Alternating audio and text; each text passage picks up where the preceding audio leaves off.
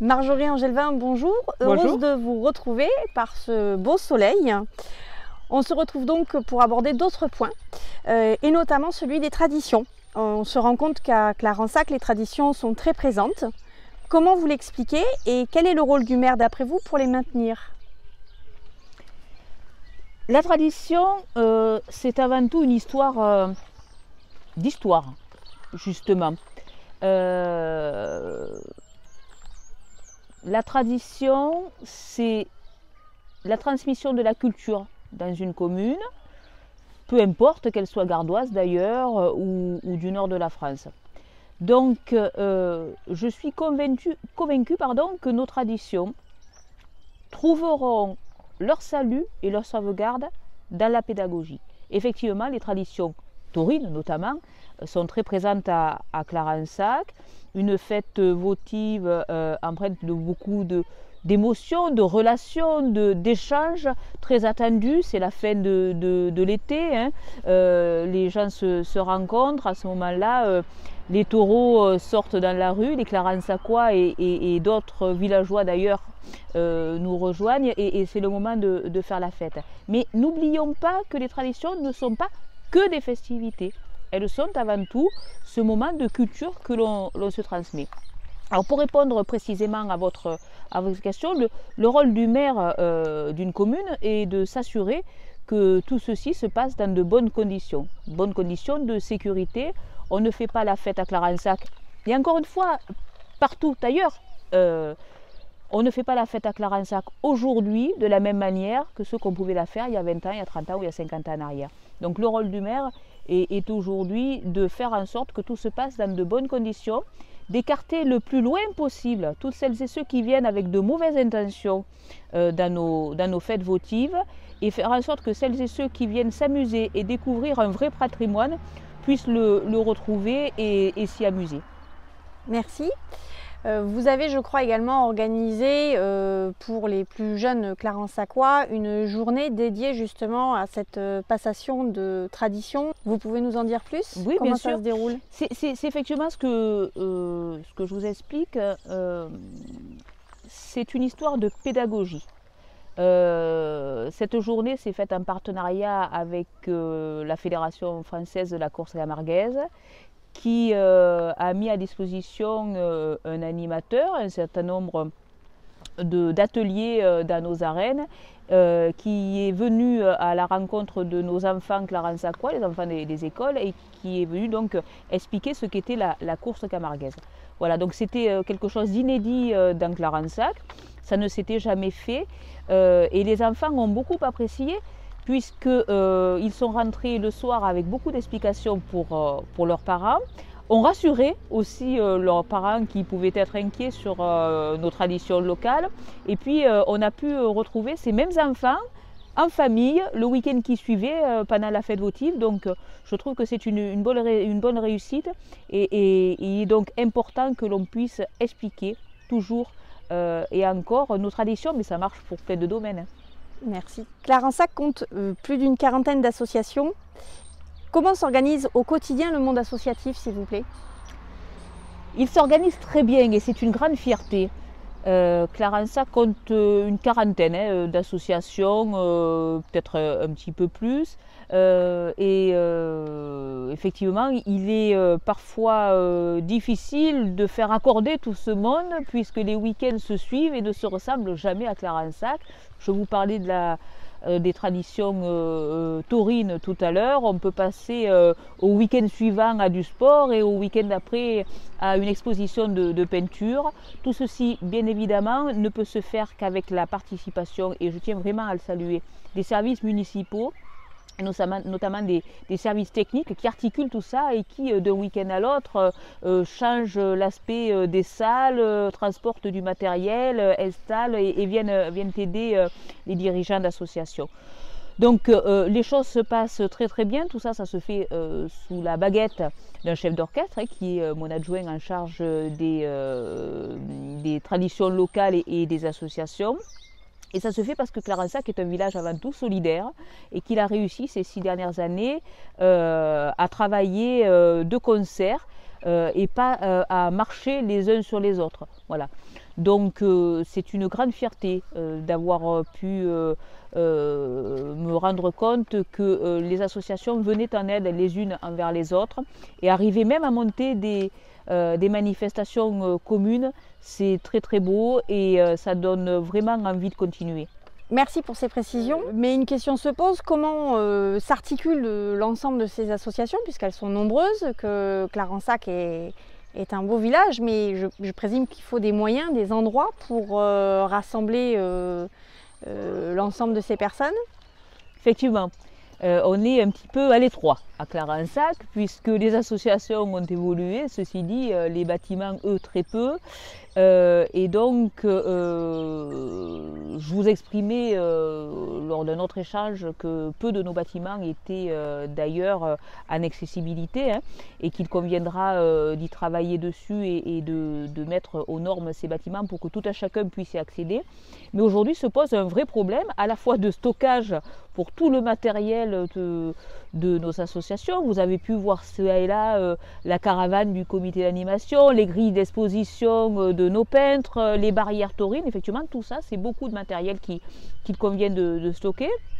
Et puis les associations, c'est des réunions, c'est de la préparation, c'est du quotidien. Et donc ça nécessite des endroits où on peut héberger très clairement la vie d'une association. Clarensac est en carence de ce côté-là. On est obligé de beaucoup se jouer et d'être très précis sur les plannings. Donc je pense qu'il faudra réfléchir rapidement à un lieu stratégique pour nos associations et qu'il ne serait pas totalement incongru d'avoir une maison des associations à Clarensac digne de ce nom, où chacun puisse trouver un petit espace, mais où tout le monde puisse se retrouver dans un grand espace. À réfléchir. D'accord. Justement, vous parlez justement de la place de chacun par rapport aux personnes à mobilité réduite et des personnes qui ont donc des difficultés. Qu'envisagez-vous par rapport à notre commune? C'est également un vrai problème et certainement la priorité à résoudre en début de mandat prochain. Nous avons un service social qui se développe et que nous souhaitons développer, parce que beaucoup de Clarensacois peuvent être à des moments de leur vie en difficulté, qu'ils soient jeunes ou plus âgés, que ce soit ponctuel, que ce soit sur du quotidien, que ce soit sur du plus long terme, et qu'aujourd'hui nous manquons d'espace pour accueillir et pour développer ce pôle social. Aujourd'hui, le CCAS est accueilli sur un bâtiment qui est en premier étage, hein, ce qu'on appelle vulgairement R+1, qui n'est pas doté d'ascenseur et qui, malgré notre bonne volonté, puisqu'auparavant le service social était dans un plus petit local, malgré notre volonté donc d'y trouver un local un peu plus grand, il faudra trouver quelque chose d'encore plus grand, parce que les projets arrivent derrière et que nous avons envie de pouvoir aider davantage les Clarensacois. Donc un vrai travail d'accessibilité et de développement du pôle social. C'est également le cas de notre CEC aussi, hein, tout le monde connaît le centre d'éducation conductive à Clarensac, c'est une de nos grandes fiertés. Le CEC fait un travail extraordinaire avec les enfants porteurs de polyhandicap. Aujourd'hui, au-delà de la reconnaissance que nous lui devons et que l'État lui devra tôt ou tard pour le travail qui est accompli, le CEC est à l'étroit. Et donc, il faudra à l'avenir lui trouver beaucoup plus de place pour qu'il puisse aller au bout de cette transformation statutaire qu'il est en train d'opérer, c'est-à-dire pour devenir un établissement médico-social. Donc, si notre équipe était réélue le 15 mars prochain, il conviendra, sitôt les travaux de la crèche, de la nouvelle crèche terminée, de pouvoir permettre au CEC de s'étendre sur l'actuelle crèche et de pouvoir y réaliser des travaux pour pouvoir accueillir davantage d'enfants porteurs de polyhandicap. Je vois que tout est pensé, tout se tient en fait. Tout se tient, mais bien évidemment, le travail d'un élu, c'est non pas d'opposer les projets, et ça je crois que trop souvent les uns et les autres l'oublient, c'est de les faire concorder et de les faire de faire en sorte qu'ils s'accordent et qu'ils s'imbriquent les uns dans les autres. Il y a de la place pour tout le monde à Clarensac. C'est ce que je veux que les Clarensacois comprennent. Bon, pour parler franchement, Marjorie, vous arrivez donc à la fin de votre premier mandat sur notre commune.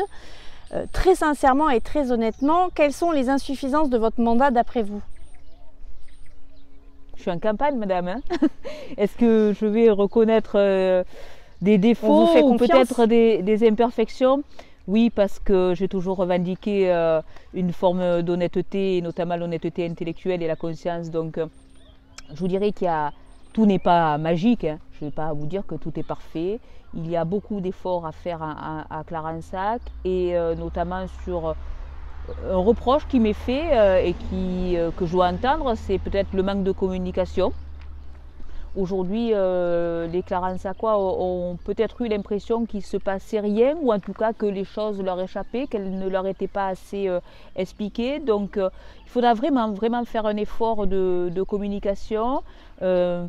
On s'y est attelé et vous le voyez hein, pendant cette campagne électorale, mais il ne faut pas que ce soit du one-shot, il ne faut pas que ce soit juste de l'instant d'une campagne, il faudra continuer. Et c'est d'ailleurs à ce titre que nous avons constitué une équipe compétente et nous avons ciblé des personnes dans ce nouveau groupe qui seront en charge de la communication, avec un adjoint d'ailleurs dédié à la communication. Il faut que les Clarensacois soient au courant. Ça c'est le premier regret et ce que je pourrais admettre comme insuffisance. La deuxième insuffisance, je vais le reconnaître, c'est certainement la propreté du village. Beaucoup d'efforts ont été faits, une brigade propreté urbaine qui a été agrandie, du mobilier urbain qui a été posé, la police municipale qui est très attentive aux incivilités des uns et des autres. Malgré tout, je ne peux pas mettre un policier municipal derrière tous les Clarensacois. Et malgré tout, les Clarensacois contribuables ont le droit à un village parfaitement propre.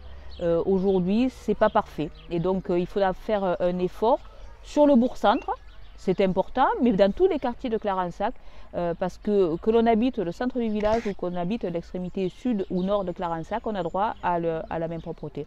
Donc là aussi, une insuffisance qu'il faudra corriger le mandat prochain. À l'inverse, de quoi êtes-vous la plus fière sur ce premier mandat? Je suis fière déjà d'être arrivée au bout de ce mandat. C'est des mandats difficiles, avec des personnes autour de moi qui revendiquaient le fait qu'ils ne faisaient pas de politique et pour lesquels il a fallu que je leur explique que ce n'était pas un gros mot de faire de la politique au sens noble du terme, la gestion de la cité. Donc c'est une vraie fierté d'avoir pu aller au bout de ce mandat, d'avoir gardé la confiance de mes élus, d'avoir gardé la confiance notamment de mes adjoints qui ont fait du bon boulot aussi autour de moi et c'est des gens de l'ombre, donc je voudrais aussi les saluer. Et puis la fierté aussi que j'ai sur cette fin de mandat, c'est d'avoir pu dire aux gens qui disaient de Clarensac que notre village était un village dortoir, vous vous êtes trompés. Clarensac, on le disait tout à l'heure, hein, au travers des traditions de l'activité associative, est loin d'être un village dortoir. Il n'y a qu'à sortir de sa maison pour se rendre compte qu'il vit et qu'il vit bien. Et la grande fierté, c'est d'avoir pu réunir les Clarensacois sur des moments parfois difficiles, comme a pu le connaître notre village, je pense notamment aux inondations en 2014, hein, ou alors dans des moments de solidarité, je pense aux inondations dans l'Aude, où on a su se mobiliser pour aller aider d'autres villages, et puis sur des moments festifs. Je vous rappelle cette fabuleuse victoire de l'équipe de France de football à la Coupe du Monde, où on a fait la fête, ou sur des moments où les associations, ça veut dire ce week-end on ne bosse pas pour nous, on va bosser pour les autres. Ça c'est une grande fierté et vraiment je remercie tout le monde. Merci Marjorie, Merci à bientôt. Beaucoup. À bientôt.